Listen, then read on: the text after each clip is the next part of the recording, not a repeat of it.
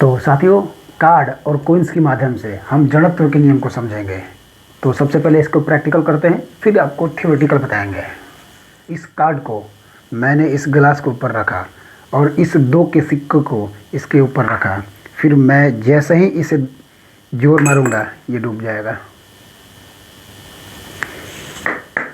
और यह प्रयास हमारा इसलिए सफल हुआ क्योंकि यहाँ पे इनर्शिया यानी कि जड़त्व का नियम काम कर रहा था। और ये जड़त्व के नियम कहता है कोई वस्तु तब तक स्थिर रहेगी जब तक कि उस पर कोई बाहरी बल न लगाया जाए, तथा कोई वस्तु तब तक गतिशील अवस्था में रहेगी जब तक कि उसके ऊपर कोई बाहरी बल न लगाया जाए। जड़त्व और द्रव्यमान के बीच के संबंध को जब हम देखते हैं तो जड़त्व जो होता है वो डायरेक्टली प्रोपोर्शनल टू द्रव्यमान के होता है।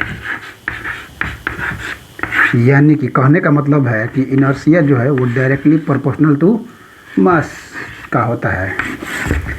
कहने का यहाँ पे सीधे सीधे मतलब है कि जब मास जब बढ़ेगा तो इनर्शिया यानी कि जड़त्व का प्रभाव अपने आप बढ़ेगा, यानी कि इनर्शिया का प्रभाव अपने आप बढ़ेगा। और जब मास घटेगा यानी कि द्रव्यमान कम होगा तो इनर्शिया यानी कि जड़त्व का प्रभाव भी कम होगा। यहाँ पे कहने का मतलब ये है कि किसी भी वस्तु का जब द्रव्यमान अधिक होगा तो उसके ऊपर इनर्शिया यानी कि जड़त्व का प्रभाव भी अधिक दिखने को मिलेगा। यानी कि हम उसी सिक्के के ऊपर अगर 5 सिक्का और रख दें तो वो और ही ज़्यादा जल्दी वो नीचे आएगा उस गिलास के अंदर।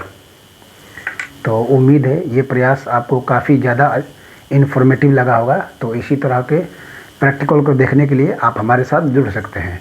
जय हिंद।